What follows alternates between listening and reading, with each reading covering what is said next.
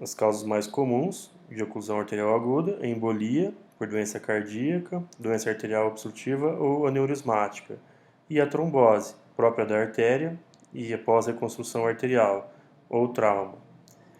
São mais frequentes em artérias de membros inferiores, seguidas por membros superiores, e a região cervical e artérias viscerais. A principal causa em membros superiores é a embolia, e a principal causa em membros inferiores, a trombose arterial. Então, sobre a fisiopatologia, a isquemia afeta todos os tecidos, mas o mais suscetível é o nervoso, depois é o muscular. A seguir, a lesão das células musculares, pele, tecido subcutâneo, tecido adiposo e, finalmente, o ósseo. Então, aqui a sequência: o tecido nervoso tem um tempo de resistência à falta de circulação de até 1 hora e 30 minutos, o muscular até 4 horas, os vasos 6 horas, pele subcutâneo 12 a 24 horas e o ósseo é o mais resistente 24 a 48 horas. Então, a oclusão da artéria leva a uma diminuição do fluxo distal à oclusão. As células endoteliais promovem a vasoconstrição e aumento da secreção de substâncias que ativam o sistema fibrinolítico, levando a uma diminuição da possibilidade de trombose no leito arterial. A repercussão da oclusão arterial aguda depende desses fatores. Primeiro, velocidade da oclusão, o local da oclusão, se teve espasmo arterial associado ou não, a trombose secundária formada após a oclusão inicial e a resistência dos tecidos à isquemia citada anteriormente. Então, a síndrome de Heimovich, que são alterações metabólicas decorrentes de isquemia muscular, levando à acidose metabólica, hiperpotassemia e insuficiência renal aguda. O edema por liberação de radicais livres e a insuficiência renal aguda ocorre por precipitação com obstrução dos túbulos. O quadro clínico são os 6 P's: dor, paralisia, diminuição da temperatura, parestesia, palidez e ausência de pulso. Então, a dor é o componente mais importante, a parestesia e a paralisia podem ocorrer, e a palidez e a frialdade. Então, a palidez evolui para a cianose, que se torna fixa a partir do momento em que ocorre trombose do sistema vascular de pele e subcutâneo, desenvolvendo-se bolhas e finalmente necrose e mumificação. Então, aqui um exemplo de um caso de oclusão arterial aguda que evoluiu com necrose e mumificação dessa região anterior do pé esquerdo. E existe também a gangrena de intervalo, a gangrena de grupo muscular entre tecidos viáveis.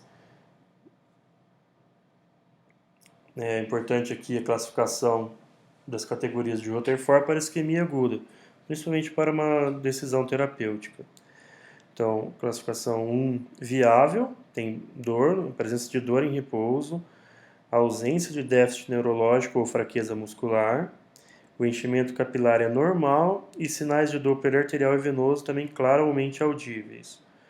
2, viabilidade ameaçada, então já é uma isquemia reversível ainda, sendo o 2A marginalmente ameaçado, pode apresentar dormência e pequena perda sensorial restrita aos artérios. E o Doppler arterial frequentemente inaudível e o Doppler venoso audível. No caso do 2A, é recuperável se prontamente tratado. O 2B tem dor isquêmica em repouso persistente, tem já uma perda de sensibilidade além dos artérios e algum grau de perda motora.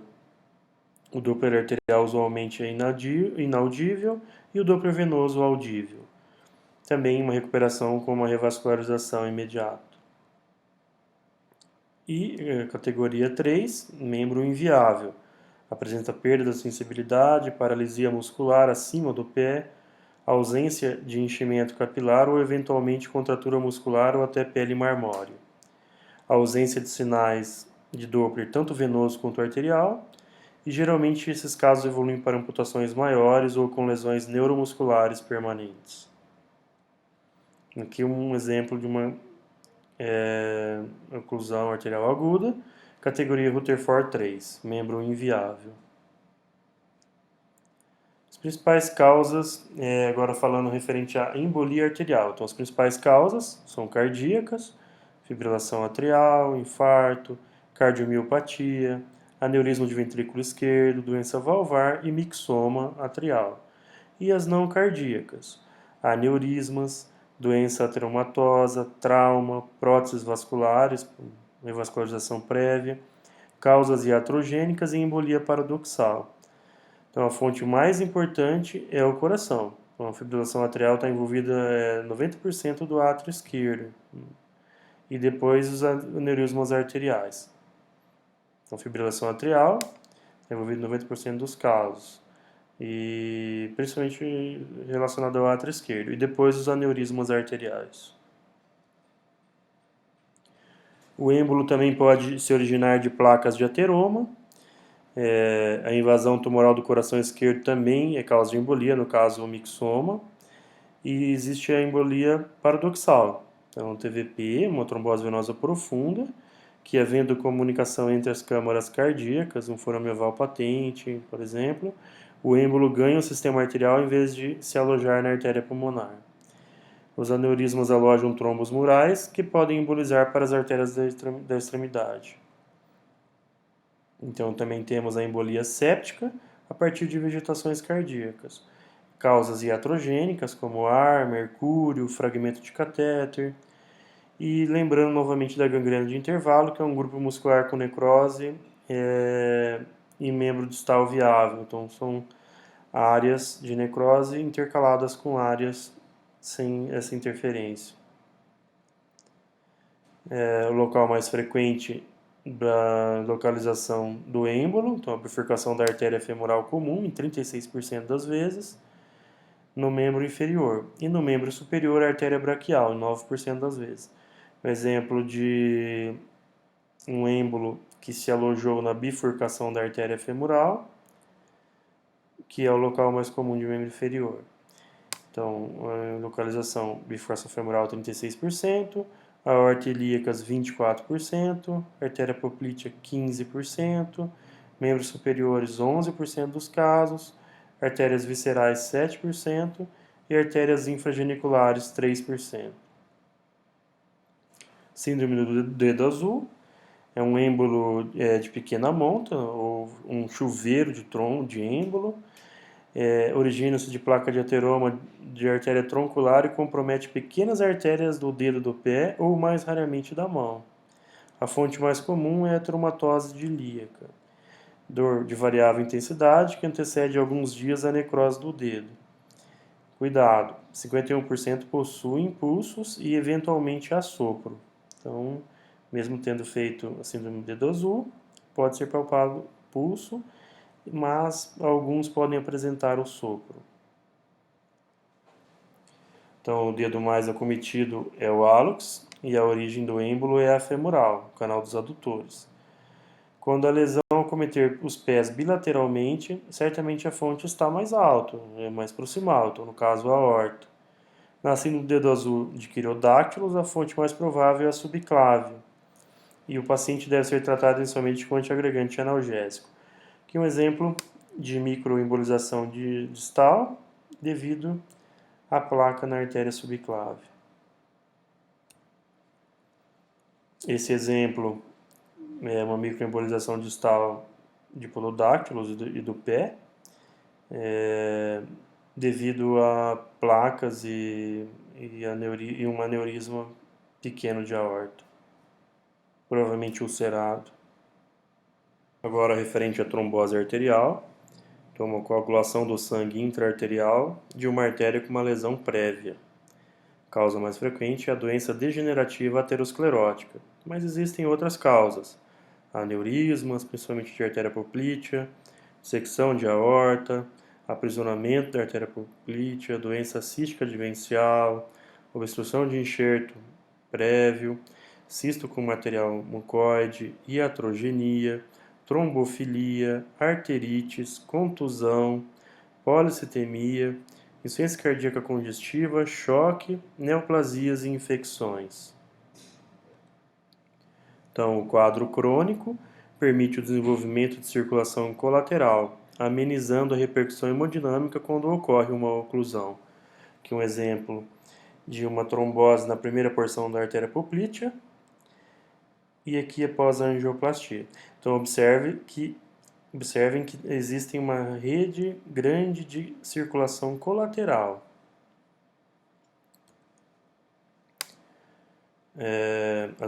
As tromboses arteriais iatrogênicas são mais frequentes em membros superiores e são formadas por dissecção da íntima e formação de hematomas subintimais. Aqui um exemplo de uma lesão na artéria axilar, né, a transição subclávia axilar, o pré e o pós-angioplastia com stent. O cateterismo cardíaco é a principal causa iatrogênica e o distúrbio do metabolismo endotelial que auxilia na perpetuação da isquemia é a diminuição da produção de óxido nítrico. As diferenças aqui entre a embolia e a trombose. Então, a embolia é de início agudo, a trombose é agudo ou subagudo. Referente à dor, a embolia tem uma dor aguda e intensa, a trombose uma dor moderada e intensa. Referente à claudicação, a embolia, o paciente não apresentava claudicação prévia e na trombose o paciente já apresentava uma história de claudicação. Doença cardíaca é frequente na embolia, é ocasional na trombose. A cor do membro, um pálido, sério amarelo-limão, mosqueado com cianose. E na trombose, também um pálido mosqueado cianótico, mas um quadro um pouco menos acentuado, evidente. Importante palpar o pulso do membro contralateral. Na embolia, geralmente esse pulso é presente e na trombose, frequentemente você vê um déficit desse pulso, você não palpa o pulso nos dois membros. O sopro do membro contralateral também é importante, seguindo a mesma lógica. Na embolia, esse sopro é pouco frequente e na trombose é mais frequente.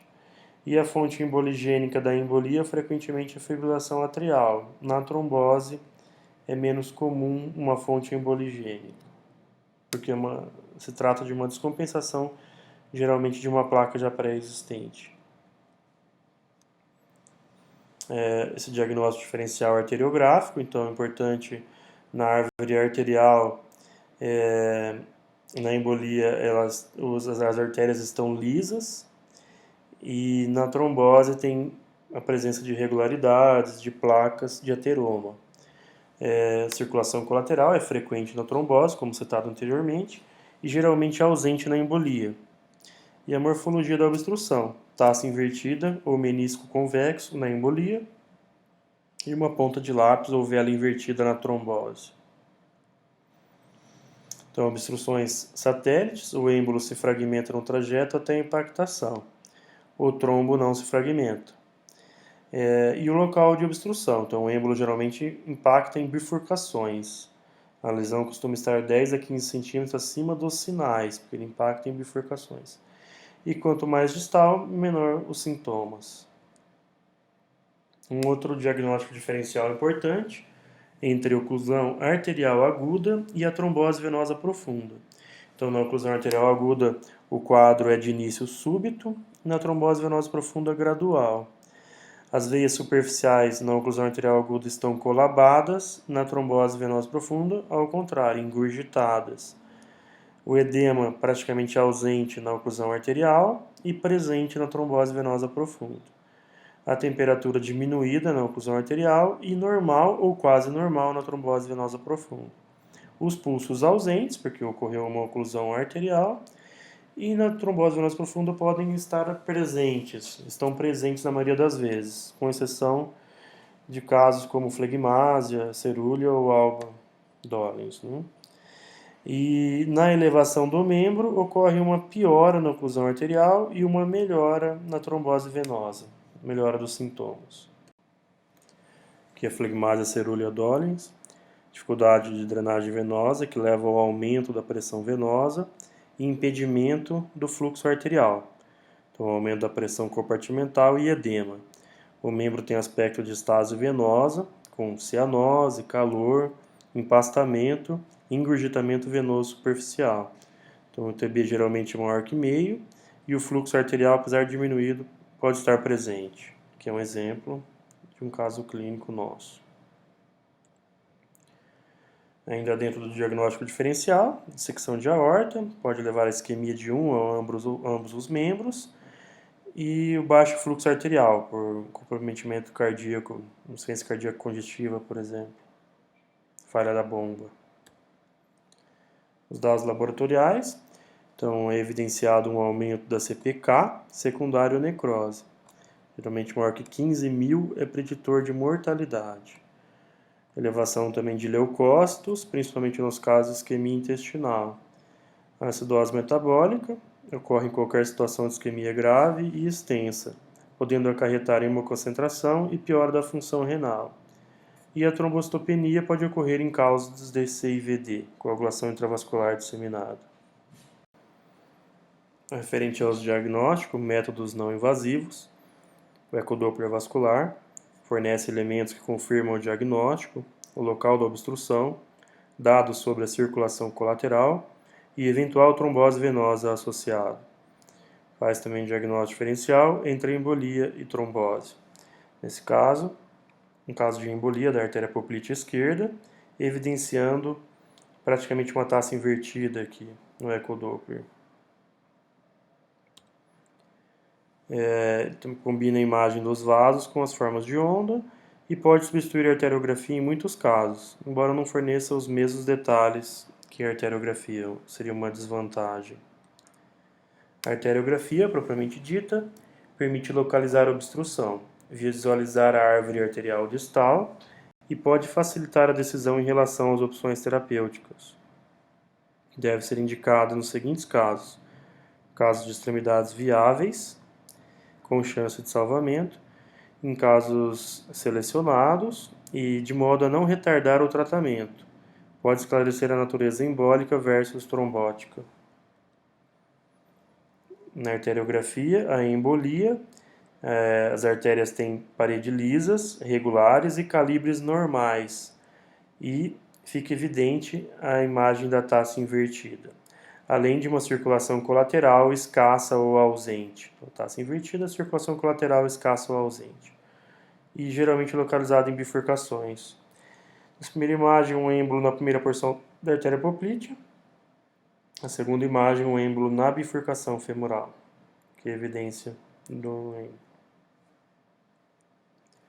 A trombose arterial, as artérias têm paredes alteradas, com estenoses, dilatações, calcificações, placas. E a imagem da trombose arterial é em ponta de lápis ou secção transversa, não é da taça invertida como na embolia arterial. E é evidenciado uma circulação colateral bem desenvolvida.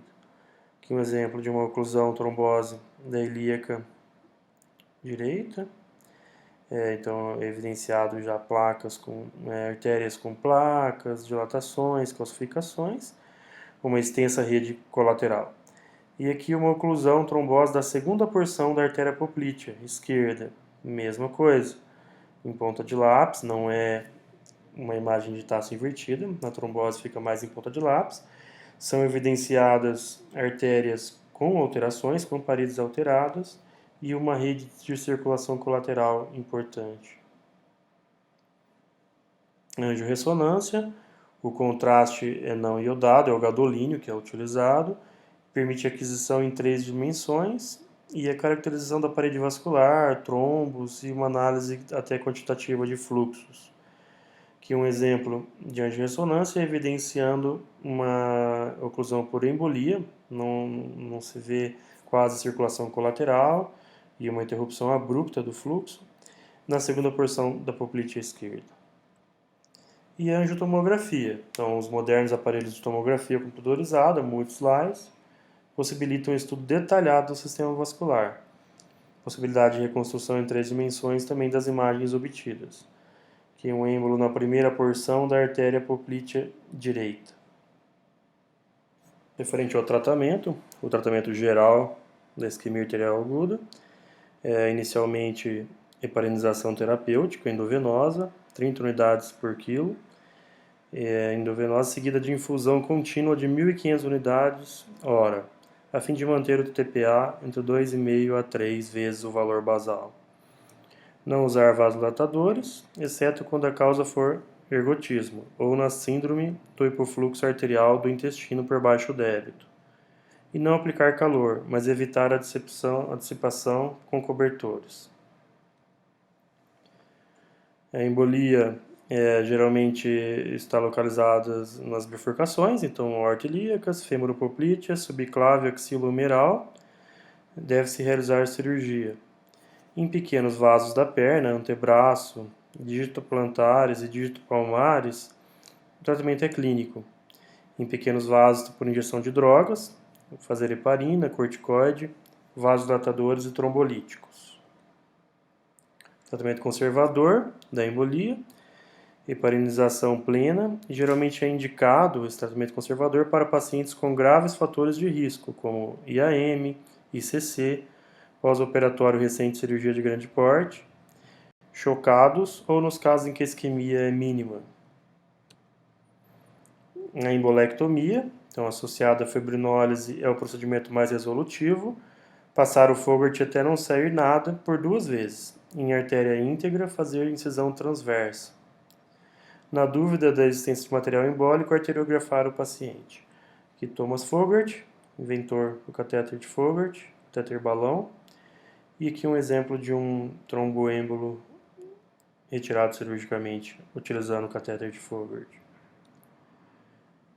Se não conseguir retirar os êmbolos distais, pode-se proceder à injeção de trombolítico. Então, RTPA é o mais usado, 0,05 a 0,1 mg quilo-hora por no máximo 12 horas, não exceder 100 mg.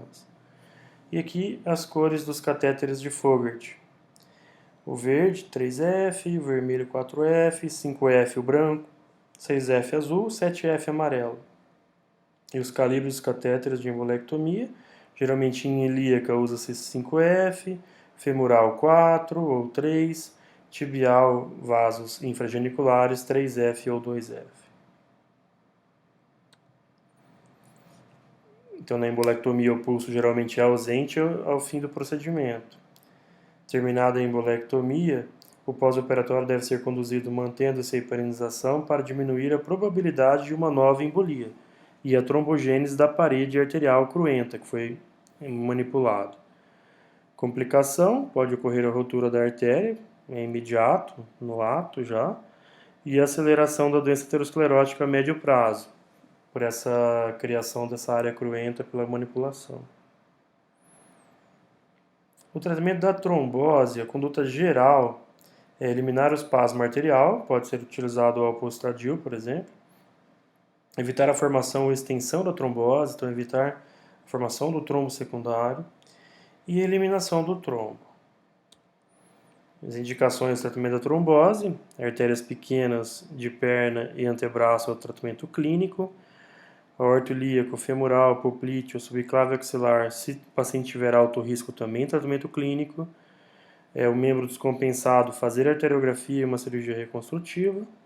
E a trombectomia por si só não é suficiente, necessitando de algum tipo de revascularização. Manter a anticoagulação a fim de evitar uma trombose secundária, que agrava muito mais o quadro. As opções de tratamento, trombectomia mecânica mais trombólise, reduz os riscos de sangramento. Catéter de aspiração mais drogas antagonistas de receptores plaquetários, 2B e 3A, estão em estudo. E a fasciotomia para casos de edema intenso e síndrome compartimental. Amputação nos casos de membro inviável, paciente crítico, e já o membro em isquemia irreversível, paralítico. Referente ao tratamento trombolítico e fibrinolítico por catéter, técnica de infusão intralesional com catéter é feita com catéter multiperfurado. A infusão da droga é contínua por 18 a 24 horas, podendo ser mantido por até 72 horas, no máximo. E o sucesso depende do tempo transcorrido entre o início da oclusão e o início da terapia. Então, 7 dias, 90%, você consegue um sucesso de 90%. Após 7 dias já cai para 50% e após 14 dias já não tem nem indicação mais. A associação de fibrinólise mais angioplastia demonstrou sucesso de 70% a 100%. Então faz o fibrinolítico por catéter e depois a angioplastia da lesão prévia. E o acesso de escolha pela artéria braquial, evitando as complicações do acesso femoral. Então, geralmente você faz o acesso da artéria não alvo, né? Então a distância.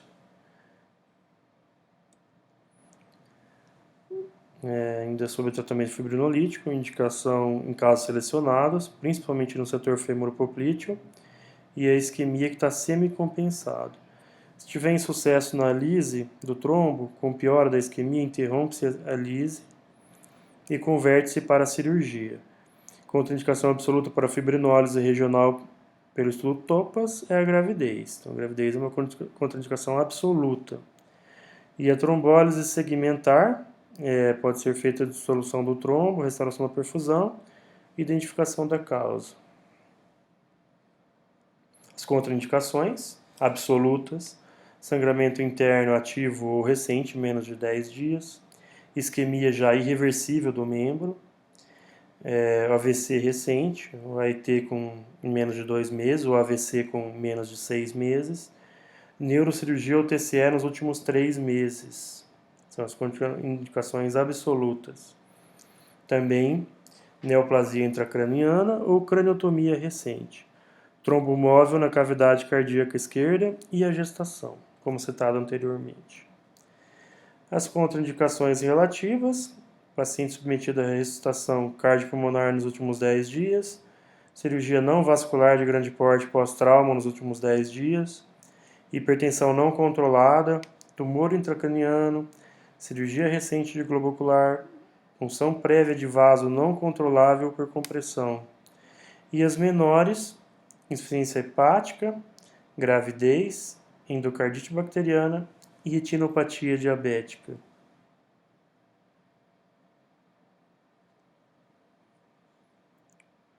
A técnica é feita por pulse spray e depois uma infusão contínua com bomba de infusão.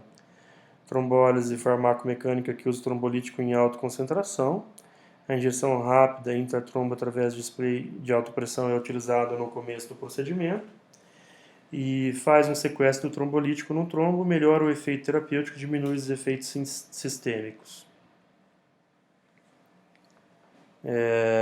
Deve também ser utilizada a heparina endovenosa e, junto com os trombolíticos, promove uma lise do trombo e previne retrombose precoce. O RTPA é o trombolítico mais utilizado, tem grande afinidade pelo plasminogênio na presença da fibrina. Inicialmente injetado em bolos de 10 a 15 milímetros, a técnica de pulse spray, e a seguir 20 mg por hora em bomba de infusão, fazer no máximo 100 mg. Interromper o tratamento se o fibrinogênio cair abaixo de 300 mg por 100 ml. Então é feito um controle com fibrinogênio. Se ele cair abaixo de 300 mg por 100 ml, tem que ser interrompido o tratamento. As plaquetas são resistentes aos trombolíticos, então a AES demonstrou promover diminuição da incidência de trombose recorrente após trombólise. E a mecânica, trombectomia mecânica, tem um inconveniente que é o maior risco de embolização e uma vantagem que é uma redução considerável da quantidade de trombolítico necessário. Pode ser feita de 3 formas: sistema por microfragmentação e aspiração, angiojet, sistema de dispersão do trombolítico e aspiração, então um balão proximal e um distal à obstrução com saída lateral para o trombolítico. A aspiração do trombo é feita proximal ao balão distal. E um sistema de deslocamento, fragmentação e transporte, que é o Trombex ou Rotarex da Straub. Trombose de aneurismas, pode-se tentar a desobstrução trombolítica seguida de correção cirúrgica. E o aneurisma de Poplite é grave porque geralmente faz microembolização para as artérias da perna, ou até digitais. Trombose de enxerto, prévio por uma revascularização. Na maioria das vezes ela é trombótica. Se for de 0 a 1 mês, é considerado por ter sido ocorrido por falha técnica. De 1 mês a 1 ano, comprometimento hiperplásico, hiperplasia intimal. E mais do que 1 ano, a evolução da própria doença arterial degenerativa, aterosclerótica, por exemplo. Obstrução precoce do enxerto, que ocorre em menos de um mês do procedimento. Pode ocorrer embolização de fragmento de placa de ateroma ou pequenos trombos que se alojam na anastomose distal, provocando a falha do enxerto. Primeiras 24 horas, geralmente, essa obstrução precoce. E o tratamento é com embolectomia. O tempo intermediário, então já é um processo hiperplásico, até 1 ano, na região da anastomose ou no corpo do enxerto. A isquemia branda e a menos de 7 dias pode-se tentar fibrinolítico, numa isquemia branda com menos de 7 dias. Os enxertos de Dacron e malha larga, mesmo que sejam do tipo pré-coagulado ou porosidade, tendem a sangrar sob a ação fibrinolítica, pela porosidade dele. Os enxertos de Dacron e malha fechada, de PTFE e os de veia, podem ser tratados com risco pequeno de sangramento.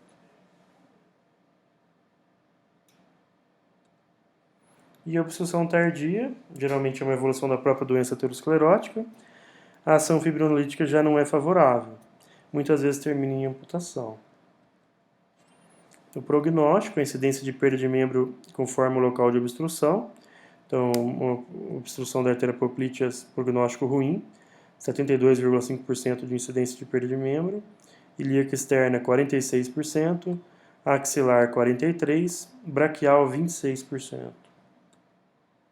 Síndrome de revascularização, hemovide.